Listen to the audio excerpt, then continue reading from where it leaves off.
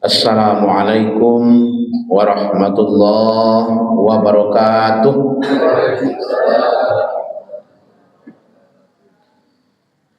Hamdan wa syukran lillah, summa salatan wa salaman ala rasulillah. Asyhadu an la ilaha illallah wahdahu la syarika lah, wa asyhadu anna Muhammadan abduhu wa rasuluh sallallahu alaihi wasallam, la nabiyya ba'dah. Allahumma salli wa sallim wa barik ala Muhammad wa ala alihi wa ashabihi ajma'in. Isma'u ma qala Allah ta'ala fil Qur'anil Karim. A'udzu billahi minasy syaithanir rajim. Syahrul Ramadan allazi unzila fihil Qur'an hudan lin-nasi wa bayyinatin minal huda wal furqan. Pada bulan Ramadan diturunkan Al-Qur'an yang merupakan petunjuk untuk seluruh manusia dan penjelas dari petunjuk-petunjuk itu, serta Quran pembeda antara yang hak dengan yang batal. Quran surat yang kedua, surat Al-Baqarah ayat 185. Yang saya hormati pengurus Masjid Jihad Kota Tinggal beserta seluruh unsur pengurus yang hadir subuh ini. Seterusnya kepada bapak-bapak dan ibu-ibu jamaah, anak-anak kami peserta pesantren rahimakumullah. Ada dua bentuk hudan di dalam Al-Quran. Yang pertama ada hudan lil muttaqin. Al-Quran merupakan petunjuk untuk orang-orang bertakwa. Nah, itu disebutkan oleh Allah di awal surat Al-Baqarah. Zalikal kitabu la raiba fihi hudan lil muttaqin. Itulah kitab Al-Quran yang tidak ada keraguan di dalamnya, petunjuk untuk orang-orang yang bertakwa. Kata-kata takwa di dalam Al-Quran sangat banyak. Namun takwa itu disebutkan oleh Allah sebagai identitas serta kemuliaan seorang manusia. Dalam surat Al-Hujurat katakan, inna akramakum indallahi atqakum. Sungguhnya orang yang paling mulia di sisi Allah adalah orang yang bertakwa. Begitu juga dengan ibadah puasa yang kita lakukan hari ini. Itu menjadikan kita takwa. Nah, ini ayat yang paling sering dibaca di Ramadan, surat Al-Baqarah 183. Ya ayyuhalladzina amanu kutiba alaikumusiyam kama kutiba alal ladzina min qablikum la'allakum tattaqun.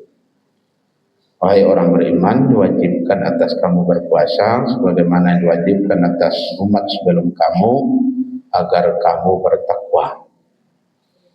Jadi kenapa agar kamu bertakwa? Karena tidak semua orang berpuasa mendapatkan takwa. Atau mudah-mudahan kamu bertakwa. Berarti tidak semuanya mendapatkan takwa. Ada yang berpuasa sekedar mendapatkan lapar dan haus saja. Ada yang sampai kepada tingkat takwa. Kata Nabi, kam min shaimin laisa lahu min siyamihi illa al-ju' wal 'atash. Berapa banyak orang yang berpuasa tidak ada yang diperoleh daripada puasanya sekedar lapar dan haus saja. Nah, oleh Nabi supaya sampai kita kepada derajat takwa itu disebutkan dalam dua hadis yang berbunyi ya satu kalimat saja bedanya, yang lainnya sama. Man shoma ramadanan imanan wa ihtisaban ghufira lahu ma taqaddama min dzambi. Hadis yang kedua, man qama ramadanan imanan wa ihtisaban ghufira lahu ma taqaddama min dzambih. Yang satu pakai soma, satu pakai koma. Soma artinya yang berpuasa Ramadan dengan iman dan perhitungan. Perhitungan di sini para ibu tentu aturan-aturan berpuasa. Kita tidak sekedar menahan diri dari yang membatalkan puasa, tapi menahan diri dari yang membatalkan pahala puasa. Harus tahu kita. Kalau tidak tahu nanti justru yang didapat itu adalah lapar dan haus saja. Kalau itu tidak kita perhatikan Bapak dan Ibu, kalau sekedar hanya menahan makan dan minum yang dikatakan puasa, barangkali yang paling sukses puasanya hari ini adalah orang yang melakukan program diet. Program diet itu ada namanya sekarang diet 16-8 namanya. 16 jam tidak makan, 8 jam rentang waktu boleh makan. Kalau kita berpuasa hanya 14 jam. Mulai dari setengah 5 pagi sampai jam setengah 7 sore, 14 jam. Sementara orang yang diet itu sampai 16 jam dia tidak makan. Berarti itu yang paling sukses. Kalau puasa itu dikatakan sukses orang yang mampu menahan syahwat di siang hari Ramadan, barangkali yang paling sukses itulah pastor. Pastor jangankan hubungan suami istri, beristri saja tidak. Jadi bukan itu yang puasa, bukan sekedar menahan makan, minum, dan syahwat, tapi penuh dengan perhitungan. Makanya selama berpuasa dilatih untuk menjaga diri, baik yang bersifat zahir ataupun yang bersifat batin. Yang zahirnya yang mulut, mata, telinga. Yang bersifat batin, hati. Makanya puasa termasuk salah satu tazkiyatun nafs, pembersihan jiwa, hati. Ayat yang dibacakan oleh imam kita sholat tadi, qad aflaha man zakkaha wa qad khaba man dassaha. Sungguh beruntunglah orang yang mensucikan dirinya, merugilah orang yang mengotorinya. Puasa membentuk kita untuk mensucikan diri. Kemudian ada man qama ramadanan imanan wa ihtisaban ghufira lahu ma taqaddama min dzambi. Siapa yang menegakkan malam-malam Ramadan. Ini latihan Pak, sebulan kita dilatih untuk sholat malam, untuk baca Al-Quran, infak, sedekah. Bukti sukses itu bukan sekarang kita lihat, tapi 11 bulan yang akan datang. Mampukah kita untuk sholat malam selepas dari Ramadan? Padahal sholat malam itu disebut oleh Nabi afdalus sholat ba'dal faridah sholatul lail. Seutama-utama sholat sesudah sholat wajib adalah sholat malam. Aku disabuin bana di Allah dalam Al-Quran. Di dalam surat Bani Israel itu kan disebutkan tentang fatahajjad bihi nafilatan lak. Sebagian malam itu hendaklah kamu melakukan tahajud, karena waktu yang paling tepatnya, yang paling makbul doa-doa kita itu adalah sepertiga malam itu. Orang tidur, kita komunikasi dengan Allah, sinyalnya lancar. Tapi ketika sinyalnya itu ngadat, tentu susah sampai kepada Allah. Ketika orang banyak ribut, sinyalnya banyak, yang tidak beres. Tapi di saat-saat sinyalnya lancar, kenapa tidak komunikasi kita dengan Allah? Ini. Jadi la'allakum tattaqun, bila terpelihara kamu dapat takwa. Dan takwa itu adalah sebuah derajat yang paling tinggi yang disediakan Allah. Yang kedua, Bapak dan Ibu, hudan dalam Al-Quran itu hudan linnas, petunjuk untuk seluruh manusia.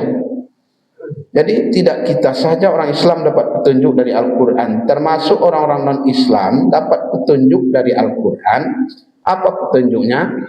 Lebih banyak mengarahkan dia kepada menganalisa Al-Quran. Sekarang Bapak dan Ibu, kelompok-kelompok orang yang selama ini benci terhadap Islam, itu justru sekarang berlomba-lomba untuk memperhatikan, menganalisa ayat-ayat Al-Quran. Kalau kita perhatikan ketika Nabi menerima wahyu itu kan 3 kali kata Iqra. Kata Jibril kepada Nabi ketika Nabi di Gua Hira itu, Iqra. Jawab Nabi, ma ana biqari. Kemudian diulang lagi, Iqra ma ana biqari, kata Nabi. Kemudian baru yang ketiga, Iqra bismi rabbikal ladzi khalaq. Rupanya orang-orang di luar Islam, ilmuwan-ilmuwan di luar Islam sekarang, kenapa mesti 3 kali? Apakah Nabi itu tuli atau Jibrilnya yang tuli? Iqra, kata Jibril, bacalah. Kemudian Nabi menjawab, ma ana biqari, saya tidak pandai membaca. Kemudian Iqra lagi, ma ana biqari, bacalah, saya tidak pandai membaca, kata Nabi. Siapa yang tuli sebenarnya? Jibril kah apa Nabi Muhammad? Sehingga berulang-ulang. Rupanya itu bukan kebetulan, tapi itu adalah isyarat. Apa isyaratnya? Iqra pertama, Al-Quran itu memang harus dibaca saja dulu. Nah, itulah yang disebut di dalam hadis Nabi, man qara'a harfan min kitabillahi falahul hasanah wal hasanatu asyru amsalihha la aqulu alif lam min harfun walakin alif harfun lam harfun min harfun. Setiap orang baca Al-Quran itu adalah kebaikan, setiap kebaikan diganti dengan 10 pahala. Saya tidak mengatakan alif lam min itu 1 huruf, akan tetapi alif 1 huruf, lam 1 huruf, mim 1 huruf. Makanya umat Islam yang awam, nah ini Bapak dan Ibu, itu berlomba-lomba untuk membaca saja, baca saja Al-Quran. Kenapa? Karena pahalanya besar. Setiap huruf dapat 10. Nah, berapa huruf Al-Quran? Apalagi kalau tamat selama Ramadan ini sekali khatam Quran kita, Bapak dan Ibu, berapa huruf Al-Quran itu? Apalagi yang 2 kali. Apalagi sekarang di pemerintah provinsi itu ada dianjurkan kepada pegawainya one day one juz, 1 hari 1 juz Al-Quran. Itu dipakai aplikasi, dikirim melalui aplikasi. Saya nak baca 1 juz hari ini, begitu Pak. Itu baru level kita membaca saja dulu. Kemudian Iqra yang kedua, mulailah kita memahami. Iqra yang ketiga, menganalisa lagi kepada ayat-ayat Al-Quran. Sekarang kelemahan kita umat Islam, kita baru sampai pada taraf yang kedua, membaca kemudian mengartikan. Tapi ketika sampai kepada menganalisa, aku agak lemah awak di situ, Pak. Sementara orang-orang di luar Islam, ilmuwan di luar Islam sekarang itu berupaya dia meneliti tentang ayat Al-Quran. Saya contohkan 1, Bapak dan Ibu. Ada Michael Goodham namanya, Pak. Nah, dia orang Amerika, tinggal di Afrika. Dia ahli genetika. Nah, dia mencoba untuk meneliti tentang surat Al-Baqarah ayat 228. Bunyinya, wal mutalaqqatu yatarabbasna bi anfusihinna salasata quru'. Perempuan-perempuan yang dicerai oleh suaminya mesti menunggu masa iddah itu 3 kali suci atau 3 kali haid atau 3 bulan bersuawaknya, Bapak Ibu. Apa rahasianya kok harus 3 bulan, 3 kali suci atau 3 kali haid? Apa rahasianya, Pak? Saya ketika tahun 80 ditanya kepada Kua, Pak Kua, Pak kok sampai 3 bulan loh, apa rahasionya? Nah, ketika itu Kuanya menjawab, Bapak dan Ibu, untuk mengetahui hamil atau tidaknya perempuan. Nah, kalau itu alasannya, Bapak dan Ibu, maka hari ini ayat ini mesti direvisi, di amandemen, Pak. Berarti ayat ini tidak laku lagi. Kenapa tidak laku? Kalau sekedar untuk mengetahui hamil atau tidaknya seorang perempuan, mengapa menunggu 3 bulan? 3 hari setelah haid perempuan itu kan bisa dilakukan tes, tes pack ya. Nah, diambil urin perempuan itu pagi, kemudian ada alat yang dimasukkan ke dalam urin kita tadi itu. Lihat setelah itu berapa garisnya. Nah, kamu gitu, Pak. Kalau garisnya 1 negatif, kalau garisnya 2 positif. Kalau garis tidak bergaris gimana, Pak? Nah, kalau tidak bergaris berarti lomba suami oleh. Nah, itu, Bapak. Jadi apa nih, Bu? Kan tidak sulit itu. Oh, tidak percaya dengan tes P. Sekarang ada USG. Sudah bisa dilihat. Ketika sudah di USG, apa kata dokter? Ini ibu sudah terlambat, hati-hati Bu, jaga cabang bayinya. Itu, Pak. Jadi tidak susah. Jadi kalau ini alasannya, mungkin ayat ini perlu direvisi. Tapi tidak. Gwetham itu bukan sekedar seperti itu, dia percaya begitu saja. Dia lakukan penelitian 5 tahun, dia melakukan penelitian di perkampungan Muslim di Afrika dengan di perkampungan yang tidak Muslim juga di Afrika. Lakukan penelitian. Hasilnya apa yang dia dapatkan? Sehingga dia mengatakan bahwa wanita-wanita tersuci di dunia itu adalah dipegang oleh umat Islam. Kenapa? Ketika dia dicerai oleh suaminya akan menikah lagi, harus tunggu dulu 3 kali suci. Kenapa harus 3 kali suci? Dari hasil penelitiannya mengatakan, ini maaf Bapak dan Ibu, rupanya hasil hubungan suami istri, bekas hubungan suami istri itu baru hilang 3 kali suci, 3 bulan.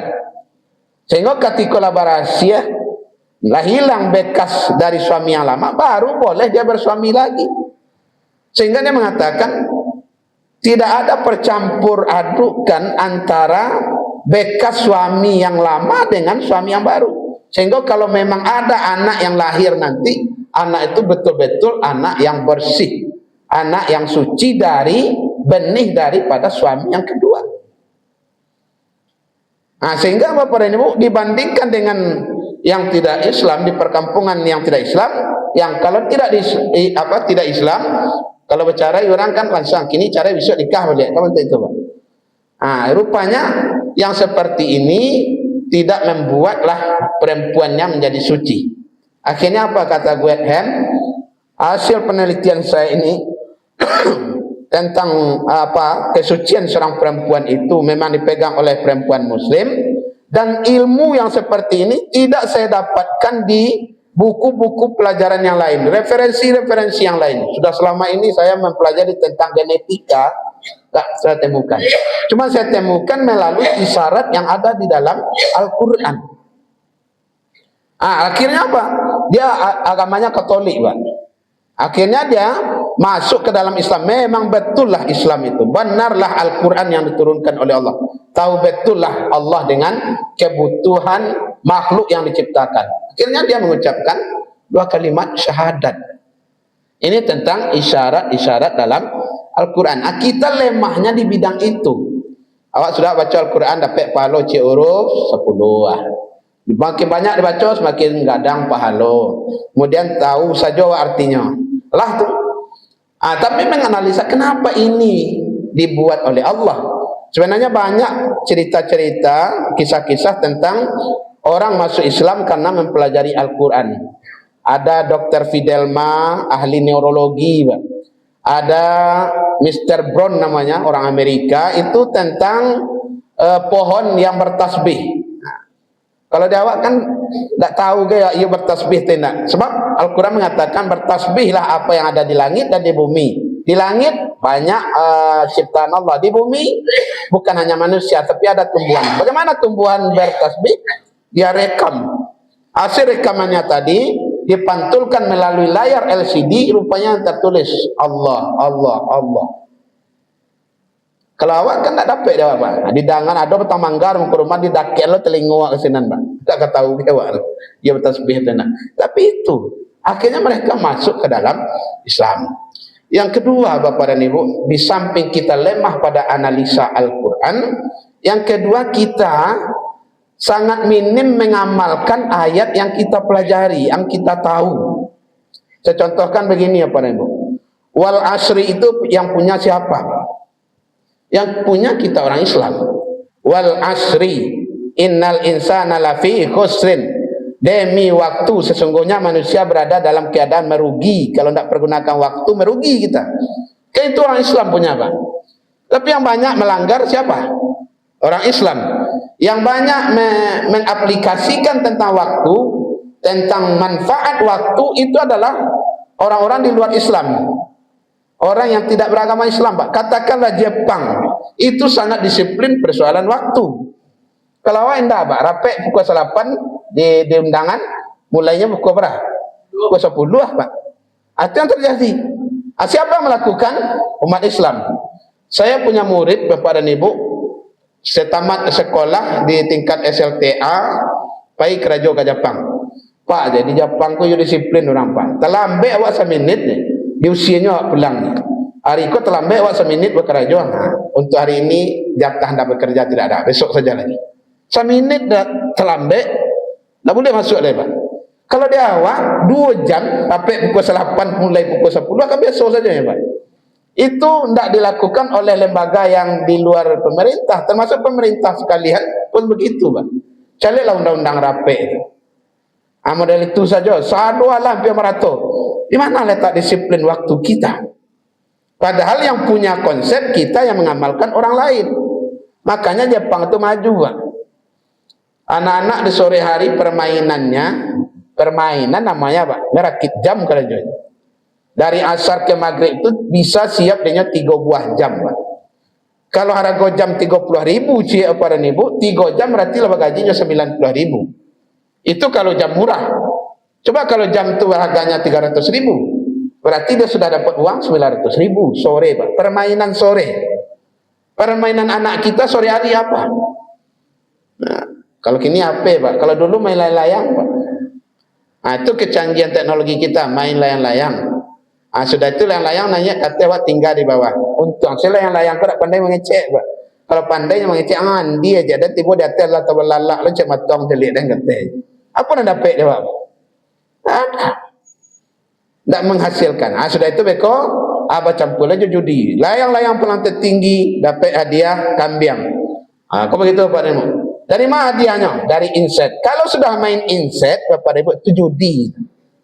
Ini yang kita lakukan. Sudahlah kerja kita tidak bermanfaat, ditambah lagi dosa. Nah, kemudian Jepang itu murid-muridnya kemana pergi bawa buku dia, Pak. Sedang santainya hanya baca buku. Menunggu di halte, menunggu tram di halte, menunggu angkutan, baca buku. Pergi berwisata hanya bawa buku. Awak anak murid awak ke sekolah saya tak bawa buku, Pak. Hanya salat saya buku di kantong di belakang dia. Bakal maju. Ini apa ini? Ini tentang disiplin waktu. Kita sangat lemah dalam persoalan ini.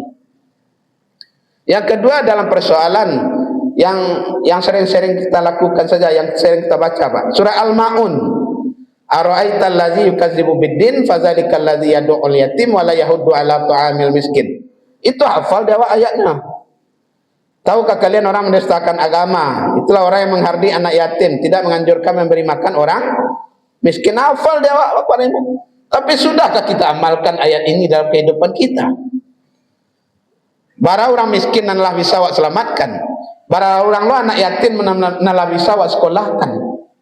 Padahal selesai sholat kita juga mengatakan Assalamualaikum warahmatullahi wabarakatuh. Keselamatan atas kamu rahmat Allah dan berkahnya. Khairun nas anfa'ulin nas, sebaik-baik manusia memang memberikan manfaat untuk orang lain. Kini keberadaan diri awak apa manfaatnya untuk orang lain? Atau sama sekali tidak ada manfaatnya? Kok kayo surang?